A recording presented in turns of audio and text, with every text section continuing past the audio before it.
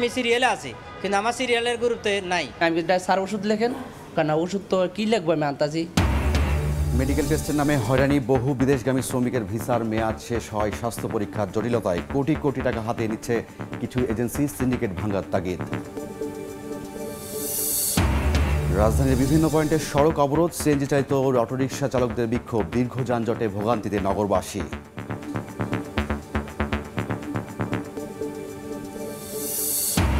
সিলেটে লাইনচ্যুত তেলবাহী ওয়াগন উদ্ধার, রেলপথ সচল হলেও 5 ঘন্টা দেরিতে ছাড়বে কালনী এক্সপ্রেস, বাতিল উপবনের যাত্রা, দুর্ভোগ চরমে। এবং দুপুরে আখেরি মুনাজাতের মধ্যে দিয়ে শেষ হচ্ছে বিশ্ব ইজতেমার 58তম পর্ব। টঙ্গীর তুরাগ তীরে বয়ান, জিকির ও আশকরে মশগুল মুসল্লিরা।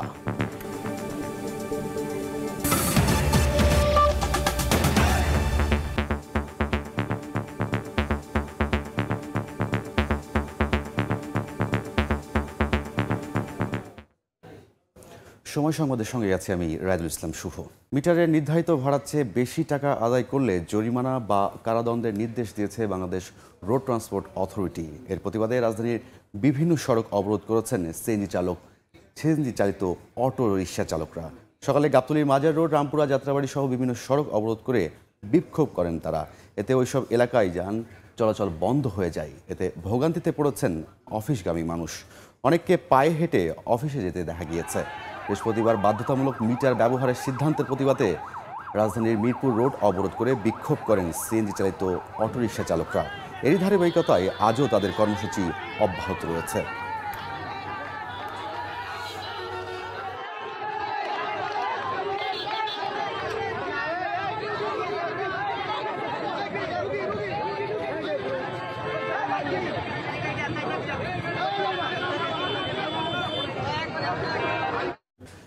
তিন দিনব্যাপী ডিসি সম্মেলন শুরু হচ্ছে আজ। সর্বোচ্চ গুরুত্ব পাবে সারা দেশের আইন শৃঙ্খলা পরিস্থিতি। সকালে প্রধান উপদেষ্টা ডক্টর মোহাম্মদ ইউনূস তার কার্যালয়ে সম্মেলনের উদ্বোধন করবেন। প্রতি বছর প্রশাসনের মাঠ পর্যায় থেকে সারা দেশের আইন শৃঙ্খলা, ভূমি ব্যবস্থাপনা, শিক্ষা ও স্বাস্থ্য উন্নয়ন সহ আলোচিত সমস্যা নিয়ে সরকারের কাছে আসে অসংখ্য প্রস্তাব। জেলা প্রশাসক সম্মেলনে এসব প্রস্তাবের উপর আলোচনা করেই তা বাস্তবায়নে সিদ্ধান্ত নেওয়া হয়। এবার 30টি কার্য অধিবেশনের মাধ্যমে 3 দিন ব্যাপী ডিসি সম্মেলন শুরু হচ্ছে রোববার সকালে। প্রধান উপদেষ্টা ডক্টর মোহাম্মদ ইউনূস সম্মেলনের উদ্বোধন করার পরেই ডিসিদের দেয়া 354টি প্রস্তাবের উপর বিভিন্ন অধিবেশনে আলোচনা হবে। এ উপলক্ষে সচিবালয়ে সংবাদ সম্মেলনে মন্ত্রিপরিষদ সচিব শেখ আব্দুর রশিদ জানান, প্রধান নির্বাচন কমিশনার ও দুদক চেয়ারম্যানের সঙ্গেও রয়েছে অধিবেশন। 1250 প্রস্তাব এসেছিল, এর মধ্যে থেকে আমরা 354টি প্রস্তাব বাছাই করেছি। এবারে প্রধান আলোচ্য বিষয়সমূহ হবে, আপনারা অনুমান করতে পারেন, ভূমি ব্যবস্থাপনা, আইন শৃঙ্খলা পরিস্থিতির উন্নয়ন, স্থানীয় সরকার প্রতিষ্ঠানসমূহের কার্যক্রম জোরদারকরণের, শিক্ষার মানোন্নয়ন ও সম্প্রসারণ, স্বাস্থ্যসেবা ও পরিবার কল্যাণের পরিষেবার উন্নয়ন। তবে এবার সম্মেলনে দেশের আইন শৃঙ্খলা পরিস্থিতি উন্নয়ন সর্বোচ্চ গুরুত্ব পাবে বলে জানান তিনি। মোবাইল কোর্ট আইন 2009-এর বিধিমালা তৈরি করার জন্য একটা প্রস্তাব আছে জেলা প্রশাসকের পক্ষ থেকে। আইন শৃঙ্খলা রক্ষাকারী বাহিনীর কর্তব্যরত অবস্থায় বডি ক্যামেরা রাখার জন্য প্রস্তাব, মারণাস্ত্র ও সররা গুলি ব্যবহার নিষিদ্ধকরণের প্রস্তাব আছে। পুলিশ কনস্টেবল নিয়োগের ক্ষেত্রে যে জটিলতা, অনিয়ম ইত্যাদি আছে, সেখানে জেলা প্রশাসকের একজন প্রতিনিধিকে এই কমিটিতে রাখার প্রস্তাব। গত বছর ডিসি সম্মেলনে নেওয়া সিদ্ধান্ত সমূহের মাত্র 46% এ পর্যন্ত বাস্তবায়ন হয়েছে বলেও জানান মন্ত্রিপরিষদ সচিব। পারফরম্যান্সে কিছুটা প্রসূন আশিস, সময় সংবাদ, ঢাকা। প্রায় 9 ঘন্টা পর উদ্ধার হয়েছে সিলেট রেলপথে লাইনচ্যুত হওয়া জ্বালানিবাহী ওয়াগন। এতে রেলপথ স্বাভাবিক হলেও এখনও ট্রেন চলাচল শুরু হয়নি। বাতিল হয়েছে গত রাতের উপবন এক্সপ্রেস যাত্রা। আর প্রায় 5 ঘন্টা দেরিতে বেলা 11:15টার দিকে ছাড়ার কথা কালনী এক্সপ্রেসের। স্টেশনে দীর্ঘক্ষণ অপেক্ষার চরমে পৌঁছেছে যাত্রীদের ভোগান্তি। স্বাভাবিক তৎপরতার পর লাইনচ্যুত হওয়া জ্বালানিবাহী ওয়াগন উদ্ধার করে নিয়ে যাচ্ছে রিলিফ ট্রেন। এর মধ্য দিয়ে প্রায় 9 ঘন্টা পর সচল হয় সিলেটের সঙ্গে সারা দেশের রেল যোগাযোগের লাইন। রেল কখনো ইচ্ছাকৃতভাবে কোনো ট্রেন যাত্রা বাতিল করতে চায় না, এখন যেহেতু ওই ট্রেনটা ঢাকা গেলে আবার জঞ্জিকা হয়ে আসবে, তখন ওই ট্রেনটা ওখানে একটা সমস্যা হয়ে যাবে, যেহেতু যাত্রী ওখানে ভোগান্তি হবে, সেজন্য শিডিউল ঠিক রাখতে এখানে এই ট্রেনের যাত্রা বাতিল করা হয়েছে। লাইন অচল থাকার প্রভাব পড়েছে রেলের সূচিতে। সকাল 6:15টার দিকে ঢাকার উদ্দেশ্যে ছেড়ে যাওয়ার কথা থাকলেও সিলেট স্টেশনে সকাল 9টায় আসে কালনী এক্সপ্রেস। বাতিল হয়েছে রাতে অপেক্ষায় থাকা উপবন এক্সপ্রেসের যাত্রা। গতকালকে রাত 11:30-এ ছাড়ার কথা ছিল, তো 9:30। এখন দেখতেছি 8টার সময় ট্রেন যাওয়ার কথা ছিল আবার, তো 8টায় এখন বলতেছে যাত্রাকৃত বাতিল হয়ে গেছে, এখন আজকে আর যাবি না। পরবর্তীতে আপডেট দিলে সকাল 6টা বা 7টার মধ্যে ছাড়তে পারে, সকাল 6টা-7টার মধ্যে ছাড়ে না। এখন আবার মাইকে ঘোষণা করলো যে আমাদের ট্রেন আজকের জন্য ক্যান্সেল করে দিয়েছে। রাতটা যেভাবে কাটছে আসলে কল্পনার বাইরে। এদিকে ট্রেন তো অফ, ট্রেন বারবার টাইম চেঞ্জ করতেছে, প্লাস আমরা বাস কাউন্টারে গেলাম, একটা বাস কাউন্টারে কোনো টিকিট নাই। শনিবার চট্টগ্রাম থেকে ছেড়ে আসা তেলবাহী ওয়াগন সিলেট স্টেশনে প্রবেশের আগে রাত 10টার পর দক্ষিণ সুরমা সদর এলাকার পাশে লাইনচ্যুত হয়। এরপর থেকে বন্ধ ছিল সিলেট থেকে ঢাকা ও চট্টগ্রামগামী সব ধরনের ট্রেন চলাচল। আমিনুল ইসলাম, সময় সংবাদ, সিলেট। এই মুহূর্তে সিলেট স্টেশনে আছেন সহকর্মী আমিনুল ইসলাম, সরাসরি যাচ্ছি তার কাছে। জানুয়ারিতে রেলওয়ে দুর্ঘটনার পর কিন্তু এর প্রভাব এখনো পর্যন্ত সিলেট রেলওয়ে স্টেশনে রয়েছে, এটি অবশ্যই বলা চলে, কেননা এখনো পর্যন্ত যে ট্রেনগুলো ছেড়ে যাওয়ার কথা সেগুলো এখনো ছেড়ে যায়নি এবং এতে তীব্র ভোগান্তিতে রয়েছেন এখানকার যেসব যাত্রীরা রয়েছেন তারা। এখনো রেলওয়ে স্টেশনে যে চিত্র, সেই চিত্র দেখলে বুঝতেই পারবেন যে যারা আসলে সকাল 6:15 যে ট্রেনটি ছিল কালনী এক্সপ্রেস, সেটি এখনো পর্যন্ত ছেড়ে যায়নি। সেটি কিছুক্ষণ আগেও ঘোষণা করা হয়েছে স্টেশন থেকে 11:30-এর মধ্যে এটি ছেড়ে যাওয়ার কথা। একটি কথা উল্লেখযোগ্য, যেটি হচ্ছে যে পুরো রাতটি জুড়ে যারা ট্রেনে অবস্থান করছিলেন, রাতে ঢাকাগামী যে ট্রেনটি ছিল উপবন এক্সপ্রেস, সেটি যাত্রা বাতিল করেছে এবং রাতে আসনে যারা ঘুমিয়েছিলেন, নির্ধারিত আসনে যারা ঘুমিয়েছিলেন যাত্রীরা, তারা যেতে পারেনি এবং তাদের টিকিট অনেকে রিফান্ড করতে পারেনি। সে নিয়ে তাদের যে ক্ষোভ, সেটি কিন্তু আমরা জানাচ্ছিলাম। এবং এখনো বলবো যে যেটি চট্টগ্রাম থেকে একটি ট্রেন সকালে উদয়ন এক্সপ্রেস হয়ে সিলেট স্টেশনে প্রবেশ করে, এটি সকাল 6টা-7টার মধ্যে প্রবেশ হয় নিয়মিত, এবং আজকে কিন্তু সেটির ব্যতিক্রম হয়েছে। লাইন সচল হলেও কিন্তু আমরা 10টার পর সেই ট্রেনটিকে স্টেশনে ঢুকতে দেখেছি। বলা চলে যে প্রায় প্রত্যেকটি ট্রেনেই তার শিডিউল বিপর্যয় ঘটছে এবং স্টেশন মাস্টার যিনি রয়েছেন তিনি আমাদেরকে জানিয়েছেন এবং স্টেশন ম্যানেজারের পক্ষ থেকেও এই তথ্যটি নিশ্চিত করা হয়েছে যে শুধুমাত্র শিডিউল বিপর্যয় যাতে না হয় সেটি কমিয়ে আনতেই যে ঢাকাগামী যে উপবন এক্সপ্রেস সেটির যাত্রা বাতিল করা হয়েছে। যদিও আসলে এর বিকল্প হিসেবে রেলওয়ে কর্তৃপক্ষের পক্ষ থেকে বিকল্প কোনো বাহনের ব্যবস্থা করা হয়নি এবং এর কারণে যাত্রীদের যে তীব্র ক্ষোভ সেটি আমরা লক্ষ্য করেছি। তো সব মিলিয়ে বলা চলে যে রেলওয়ের এই দুর্ঘটনাটি রেলওয়ের পক্ষ থেকে অপ্রত্যাশিত ঘোষণা করা হলেও যাত্রীদের পক্ষ থেকে নানা ধরনের অভিযোগ রয়েছে। তারা বলছেন যে বারবার কিন্তু সিলেট রেলওয়ের এই রেল লাইনটিতে এরকম ঘটনা ঘটে এবং বারবার এই ঘটনাগুলো নিয়ে আসলে তদন্তগুলো যে সম্পন্ন হয় সেই তদন্ত কমিটির রিপোর্টে যে বিষয়গুলো উঠে আসে সে ব্যাপারে কিন্তু রেলওয়ে কর্তৃপক্ষের যে পরবর্তী করণীয় সেই সংস্কারের বিষয়ে তেমন একটি গুরুত্ব তারা দেন না, এমনটি আসলে তাদের অভিযোগ। তো এই ছিল আসলে সিলেটের রেলওয়ে স্টেশনের সর্বশেষ পরিস্থিতি আমার কাছ থেকে। এতক্ষণ সরাসরি সিলেট স্টেশন থেকে যুক্ত ছিলেন সহকর্মী আমিনুল ইসলাম। দর্শক, আগে যেমনটা জানিয়েছিলাম, রাজধানীর বিভিন্ন সড়ক অবরোধ করে বিক্ষোভ করছেন সিএনজি চালিত অটোরিকশা চালকরা। এই মুহূর্তে রামপুরা এলাকায় আছেন সহকর্মী মাসুদুর রহমান, সরাসরি যাচ্ছি তার কাছে।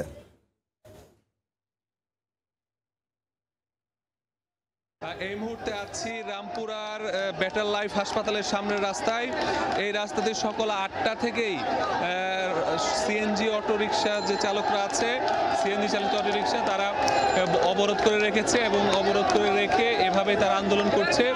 তাদের সবারই একটাই দাবি যে সম্প্রতি যেই 50,000 টাকার জরিমানার কথা বলা হয়েছে মিটারে গাড়ি না চালালে এবং জেল জরিমানার কথা বলা হয়েছে সেটি তারা প্রত্যাহার চায় এবং যতক্ষণ পর্যন্ত সেটি প্রত্যাহার না হবে ততক্ষণ পর্যন্ত তারা তাদের এই আন্দোলন তারা অব্যাহত রাখবে।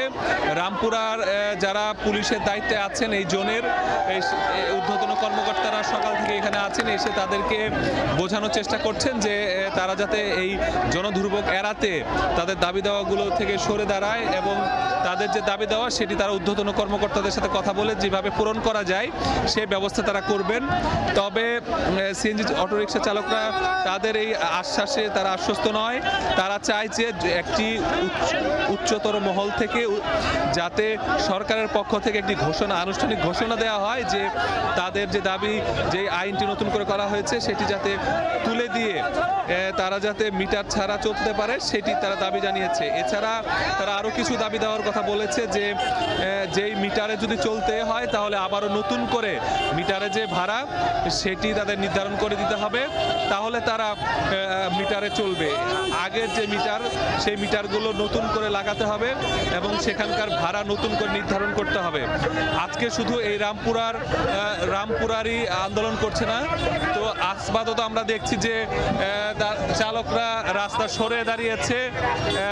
এইমাত্র আইন শৃঙ্খলা বাহিনীর কথা মতো চালকরা রাস্তা সরে দাঁড়ানোর পর গাড়ি ঘোড়া আমরা দেখলাম যে চলাচল শুরু হয়েছে এবং এই মুহূর্তে আমরা দেখছি যে যান চলাচল শুরু হয়েছে এবং অল্প কিছু সময়ের মধ্যেই যান চলাচল স্বাভাবিক হয়ে যাবে বলে আমাদের মনে হচ্ছে। তো এই ছিল আসলে আমার কাছে রামপুরা থেকে সর্বশেষ তথ্য। এতক্ষণ রামপুরা থেকে সরাসরি যুক্ত ছিলেন সহকর্মী মাসুদুর রহমান। মাওলানা সাদ অনুসারীদের বিশ্ব ইজতেমার আখেরি মোনাজাত আজ দুপুর 12টার দিকে মোনাজাত পরিচালনা করবেন সাদ কান্দালভির ছেলে ইউসুফ বিন সাদ। ফজরের নামাজের পর বয়ান শুরু করেন ভারতের মোরসালেন। বয়ানের বাংলা তর্জমা করেন মাওলানা ওসামা ইসলাম। খিত্তায় খিত্তায় চলছে ইমান আকিদার তালিম। আখেরি মোনাজাতের আগে হেদায়েতের কথা বলবেন মাওলানা ইউসুফ বিন সাদ। আখেরি মোনাজাত উপলক্ষে নিরাপত্তা নজরদারি বাড়িয়েছে গাজীপুর মহানগর পুলিশ। মোনাজাতে অংশগ্রহণকারী ও ইজতেমা শেষে বাড়ি ফেরা মুসল্লিদের যাতায়াত সুবিধার জন্য 8টি বিশেষ ট্রেনের ব্যবস্থা করেছে রেলওয়ে বিভাগ।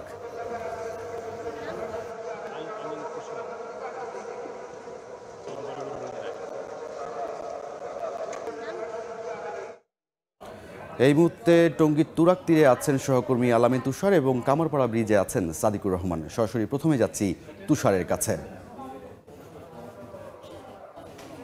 দেখুন, আসলে এই মুহূর্তে কিন্তু যেই সবশেষ যে বয়ান আজকের দিনের, অর্থাৎ একটু পরেই কিন্তু আখেরি মোনাজাত যেমনটা বলা হচ্ছে সেই বয়ানও কিন্তু শুরু হয়ে গেছে এবং সেই বয়ান কিন্তু প্রায় ঘণ্টাখানেক ধরেই কিন্তু সেই বয়ানটি কিন্তু চলছে এবং এই বয়ানে মূলত হেদায়েতি বয়ান বলা হয় এই কারণে যে এই যে দাওয়াতের আমলে তারা আসলে বেরিয়ে পড়বেন, সেই দাওয়াতি আমলে তারা আসলে কি কি করবেন, কি ধরনের কাজ করবেন, কেন করবেন, এই সব কিছুই কিন্তু এই শেষ বয়ানের মাধ্যমে কিন্তু মুসল্লিদের আবারও স্মরণ করিয়ে দেওয়া হয়। এই যে 3 দিনের তাদের শিক্ষা, সেই শিক্ষা যেন তারা আসলে 3 মাস 4 মাসে যে তারা বের হবেন, অনেকে আমরা জানতে পেরেছি যে তারা আসলে বিদেশেও যাবেন, সেই পুরো ইয়েটাই নিয়েই কিন্তু আবারও তাদেরকে আসলে এখানে ব্যাখ্যা করা হচ্ছে। এবং এই বয়ানটি আসলে যিনি করছেন তিনি হচ্ছেন মাওলানা সাদ কান্দলভির বড় ছেলে ইউসুফ বিন সাদ এবং সেটি বাংলায় তর্জমা করে শোনাচ্ছেন মুনির বিন ইউসুফ।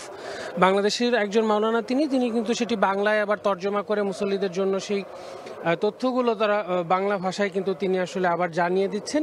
এবং আমরা শুনছিলাম যে এখানকার যে বয়ান সেখানে বলা হচ্ছিল যে সূর্য যেমন আসলে আলোকিত থাকে, সেই আলো যেমন চারিদিকে ছড়িয়ে পড়ে, ঠিক সে আলো নিয়ে যেমন পৃথিবীতে ঘুরে ছড়িয়ে যায়, তেমনিভাবে আসলে সূর্যের নিজের কোনো আলো না থাকলেও অন্ধকারকে ভেদ করে সে যেমন সূর্যের নিজের আলো থাকলেও যেমন চাঁদের নিজের কোনো আলো থাকলে যেমন ছড়িয়ে দেয়, তেমনিভাবে মহান আল্লাহ তাআলা যেই নূর মহানবী সাল্লাল্লাহু আলাইহি সাল্লামকে দিয়েছিলেন, যেই দিনের জ্ঞান, যে দিনের আলো দিয়েছিলেন, সেই দিনের আলো সেই জ্ঞান ছড়িয়ে দেওয়ার কাজ আসলে তাদেরকে করতে হবে। এভাবে আসলে তিনি ব্যাখ্যা করছিলেন। এখানকার যিনি বক্তা রয়েছেন তিনি মুসল্লিদেরকে সেইভাবে বলছিলেন এবং এই যে নুরানি বা আলোকিত হয়ে যাওয়া এখান থেকে সেই আলো আসলে পুরো বিশ্বে বা সারা দেশে তারা আসলে যার জায়গা থেকে ছড়িয়ে দেবেন, সেই জায়গা থেকে বিভিন্ন ধরনের আমলের কথা তারা বলছিলেন যে ইখলাসের সাথে ঈমান ইয়াকিনের দাওয়াত দেয়া, যা আসলে আম্বিয়া ইকরামগণ করেছেন, আল্লাহ তাআলা এবং আল্লাহর মাখলুকের প্রতি সবচেয়ে বড় কল্যাণকামিতা, এগুলো মেনে রাখা, নামাজ এবং অন্যান্য ইবাদত বন্দেগী যেমন জিকির, আসগার, তেলাওয়াত, দোয়া ইস্তেগফার, এই সকল আমলগুলো তারা যেন করেন। এই সার্বিক বিষয়গুলো এই সার্বিক বিষয়গুলো কিন্তু তাদের আসলে আলোচনায় রাখছেন এবং সেগুলো কিন্তু আসলে ব্যাখ্যা করা হচ্ছে এখানে। এবং এই যে বয়ান, সেই বয়ান কিন্তু আরও মোটামুটি 1.5 থেকে 2 ঘন্টা চলবে এবং তারপরেই কিন্তু আখেরি মোনাজাত হবে। সেই আরও আখেরি মোনাজাতের জন্য প্রস্তুতিও চলছে। সেই তথ্য জানাতে কামারপাড়ায় আছেন আমার সহকর্মী সাদিকুর রহমান, যাব তার কাছে। বেলা যতই গড়িয়ে যাচ্ছে ততই কিন্তু এই কামারপাড়ায় তুরাগ তীরে মুসল্লিদের সংখ্যা কিন্তু তত বাড়ছে, কারণ আখেরি মোনাজাতের সময় কিন্তু ঘনিয়ে আসছে। 12টার আগেই আমরা যতটুকু শুনতে পেরেছি যে আখেরি মোনাজাত শুরু হবে এবং এইবারের 58তম যে বিশ্ব ইজতেমা এবং এইটার যে 3য় পর্বের আখেরি মোনাজাত, এটা পরিচালনা করবেন মাওলানা সাদের বড় ছেলে এবং তিনি 2টি ভাষায় উর্দু এবং আরবিতে মোনাজাত পরিচালনা করবেন এবং মোনাজাতের বাংলায় কিন্তু এটা অনুবাদ করা হবে। এবং আরেকটা বিষয় এখানে জানিয়ে রাখি, এই তুরাগ তীরে দেখতে পাচ্ছেন যে এখানে মোনাজাতের পরেই কিন্তু মুসল্লিগণ তাদের নিজ নিজ গন্তব্যে চলে যাবেন এবং এখানে সারিবদ্ধভাবে কিন্তু বিভিন্ন নৌকা এখানে রাখা হয়েছে। এই তুরাগ নদী দিয়ে অনেকেই নৌকায়, কেউ আবার বাসে করে, অনেকভাবে আবার রিকশায় করে যারা নিকট গন্তব্যে আছেন তারা কিন্তু চলে যাবেন। এছাড়াও কিন্তু ট্রেনেও কিন্তু মুসল্লিরা চলে যাবেন। আমরা আসলে যতটুকু জানতে পেরেছি, সকাল ফজর নামাজের পরেই কিন্তু এই বয়ান শুরু হয়েছে এবং এখনও হেদায়েতে বয়ান চলছে এবং বয়ান শেষ হলেই মোনাজাত শুরু হবে এবং সেখানে বিশ্ববাসীর মঙ্গল কামনায়, দেশবাসীর মঙ্গল কামনায় কিন্তু দোয়া করা হবে। আমরা কথা বলেছি, এখানে নিরাপত্তায় পর্যাপ্ত পুলিশ মোতায়েন করা হয়েছে, আইনশৃঙ্খলা রক্ষা বাহিনী, এছাড়া স্বেচ্ছাসেবীরা কিন্তু এখানে নিয়মিত কাজ করছেন। এখানে বিভিন্ন আলেম ওলামা এবং মুসল্লিদের পাশাপাশি বিশ্বের বিভিন্ন দেশ থেকে কিন্তু এখানে ওলামাগণ এসেছেন, মেহমানরা এসেছেন এবং বিভিন্ন খিত্তায় বিভক্ত হয়ে খিত্তায় কিন্তু যে অবস্থান নিয়েছেন মুসল্লিগণ এবং এই এখন কিন্তু তীব্র রোদ নেমে এসেছে এবং আমি দেখেছি যে আসলে এখানে তাঁবুর নিচে আলাদা প্যান্ডেল করা হয়েছে মহিলাদের জন্য এবং সুন্দর করেই এই কার্যক্রম চলছে। মোনাজাতের মধ্য দিয়ে এই ৩য় পর্বের যে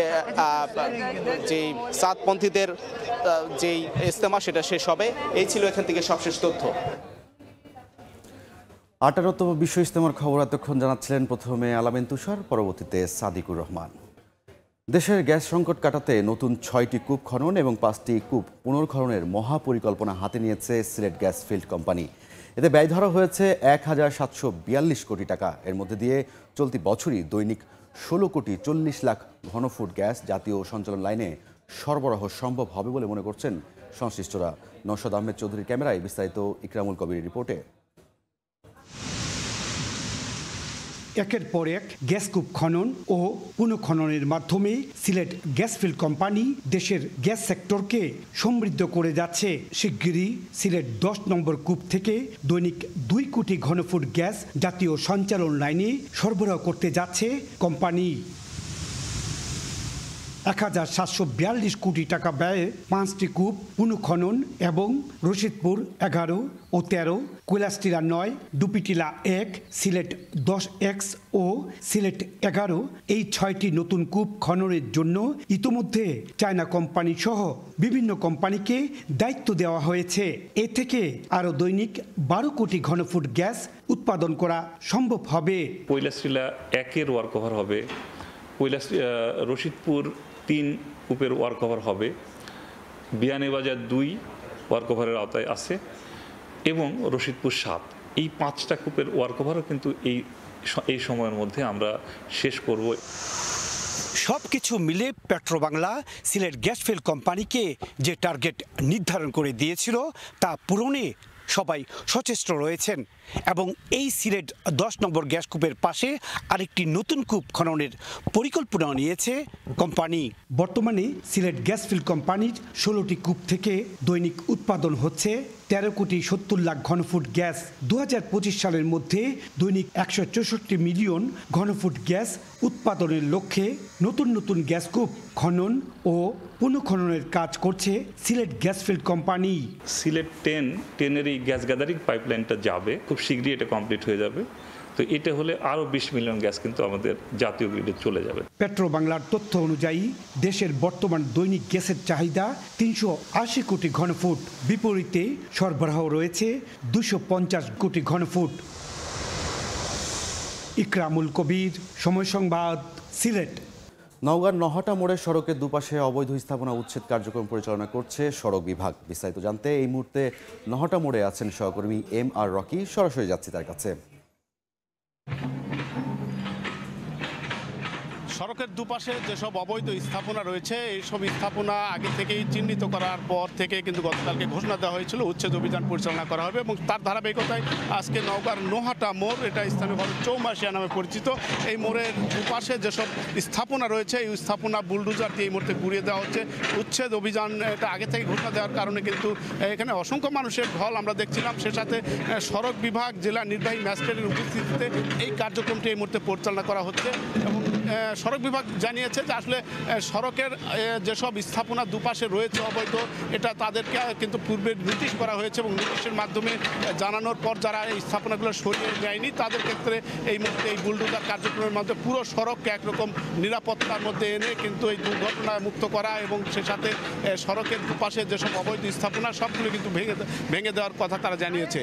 জেলা প্রশাসনের পক্ষ থেকে ওই মধ্যে কিন্তু বিভিন্নভাবে দপ্তরিকভাবে চিঠি দিয়েছে এবং সড়ক বিভাগ বলছেন যে তাদের দিক থেকে একদম জিরো টলারেন্স থাকবে, কোনোভাবেই সড়কের দুপাশে তাদের যে নিরাপত্তা এবং সড়কের আশপাশে যেসব যত বড়ই ভবন থাক না কেন এই ভবনগুলো কিন্তু তারা ভেঙে দিবে। আমরা দেখছিলাম এখানে নওগাঁ নোহাটা মোড়ের অসংখ্য স্থাপনা, ছোট বড় স্থাপনা রয়েছে, অনেকে কিন্তু সরিয়ে নিয়েছে। তারপরে যেসব স্থাপনা এই মুহূর্তে বিল্ডিং, পাকা বিল্ডিং গড়ে তোলা হয়েছে, এই বিল্ডিংগুলো কিন্তু ভেঙে দেওয়ার জন্য বুলডোজার কার্যক্রম পরিচালনা করা হচ্ছে এবং সড়ক বিভাগ বলছে যে আসলে দীর্ঘদিন ধরেই তাদেরকে কিন্তু নোটিশ করার পরও তারা যখন এই কার্যক্রমগুলি নিজে হাতে না সরায় তারপরে কিন্তু তাদের এই উদ্যোগটি নেওয়া হয়ে থাকে এবং স্থানীয়ভাবে আসলে প্রশাসনের এই কার্যক্রমকে সাধারণ মানুষের দিক থেকে কিন্তু আমরা দেখছিলাম অনেকটা উৎসাহ দেখছিলাম এবং সব মিলে কিন্তু প্রশাসনের এই কার্যক্রমের প্রতি মানুষের অকুণ্ঠ সমর্থনও দেখছি।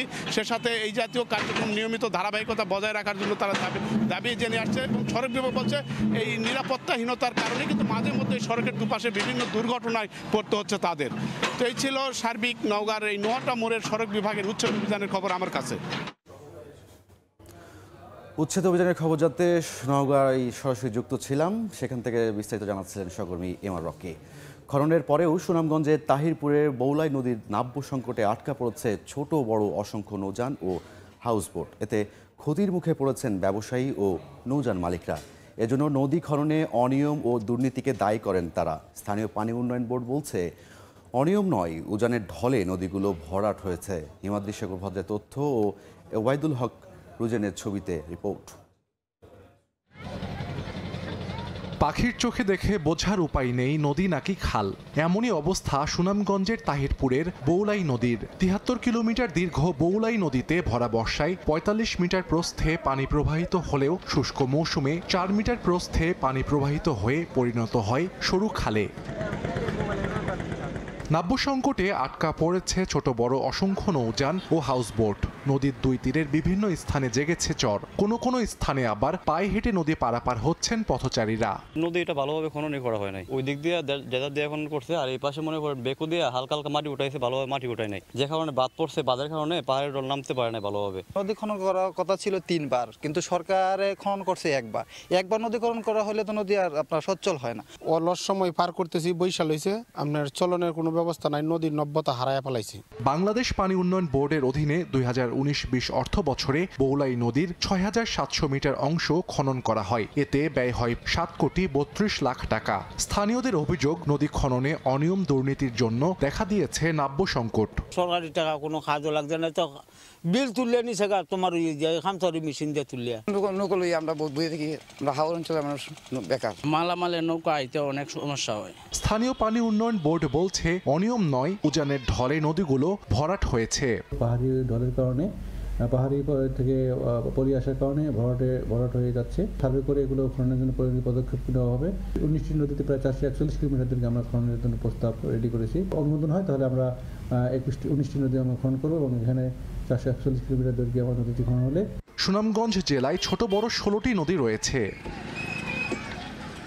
সময় সংবাদ, সুনামগঞ্জ। সংরক্ষণ ও চর্চার অভাবে যেখানে হারিয়ে যেতে বসেছে বিভিন্ন জাতিগোষ্ঠীর ভাষা ও বর্ণমালা, সেখানে মৌলভীবাজারের কমলগঞ্জের আদমপুরে এক শিক্ষকের প্রচেষ্টায় চালু রয়েছে মণিপুরি ভাষা প্রশিক্ষণ কেন্দ্র। মাতৃভাষার লেখা ও পড়া শিখতে ছুটে আসছেন ছোট বড় সবাই। জাতিগোষ্ঠীর ভাষা ও সংস্কৃতি রক্ষায় প্রয়োজনীয় উদ্যোগ নেওয়ার কথা জানিয়েছে উপজেলা প্রশাসন। শাহ অলিদুর রহমানের তথ্য ও ইয়ারুপ আহমেদের ছবি নিয়ে রিপোর্ট। মৌলভীবাজারের কমলগঞ্জের খোলা গ্রাম। প্রতি শুক্রবার সকালে একদল শিশু কিশোরের গন্তব্য অবসরপ্রাপ্ত স্কুল শিক্ষিকা বৃন্দা রানী সিনহার বাড়ির দিকে। সেখানে টিনশেড ঘরের এক চিলতে বারান্দায় শুরু হয় মণিপুরীদের মাতৃভাষা মৈতৈ ভাষায় পাঠদান। উরিত না পাংবি মামানা কৌবি তাদাবি মাপানা কৌবি খুমদাবি হেইয়ো হেইয়ো আলাপ করতে পারি, কিন্তু অক্ষরটা থাকা সত্ত্বেও আমরা প্রাতিষ্ঠানিক কোনো শিক্ষা পাইনি। মণিপুরীরা নিজ সম্প্রদায়ের মানুষের সঙ্গে মাতৃভাষায় কথা বললেও অনেকেরই পরিচয় নেই বর্ণমালার সঙ্গে। বৃন্দা রানী সিনহা 2019 সালে নিজ উদ্যোগে গড়ে তোলেন এই ভাষা প্রশিক্ষণ কেন্দ্র। তার হাতে গড়া প্রতিষ্ঠান থেকে প্রায় 6 বছরে মৈতৈ ভাষায় লেখা ও পড়ার দক্ষতা অর্জন করেছেন শতাধিক শিক্ষার্থী। এটা খুবই জরুরি। সমস্ত কার্যক্রম সরকারি সহায়তা ছাড়া বাঁচিয়ে রাখা একেবারে সম্ভব না। এই সাংবিধানিক ও প্রাতিষ্ঠানিকভাবে শিশুরা যদি এই শিক্ষা কারিকুলামে অন্তর্ভুক্ত হয়, তাহলে শিশুরা স্কুল পর্যায়ে পড়তে পারবে। মণিপুরী সহ সকল ক্ষুদ্র নৃগোষ্ঠীর মাতৃভাষা ও সংস্কৃতি রক্ষায় উদ্যোগ নেওয়া হচ্ছে বলে জানিয়েছে উপজেলা প্রশাসন। আমরা ডিজিটাল প্ল্যাটফর্মে তাদের ভাষাগুলোর মাধ্যমে প্রস্তুত বিভিন্ন ডকুমেন্টারি সংরক্ষণ করে রাখবো। মৌলভীবাজারে মণিপুরী, খাসিয়া, ত্রিপুরা, গারো, মুন্ডা ও সাঁওতাল সহ পাহাড় ও সমতলের 29টি ক্ষুদ্র নৃগোষ্ঠীর লক্ষাধিক মানুষের বসবাস। সময় সংবাদ, মৌলভীবাজার। এ পর্যায়ে শীর্ষ সংবাদগুলো জানিয়ে দিচ্ছি আরও একবার। সিএনজি চালিত অটোরিকশা মিটারে না চললে জরিমানা মামলার নির্দেশনা বাতিল। বিভিন্ন স্থানে সড়ক অবরোধ প্রত্যাহার, চালকদের যান চলাচল স্বাভাবিক। সিলেটে লাইনচ্যুত তেলবাহী ওয়াগন উদ্ধার। রেলপথ সচল হলেও 5 ঘন্টা দেরিতে ছাড়বে কালানি এক্সপ্রেস। বাতিল উপবনের যাত্রা, দুর্ভোগ চরমে।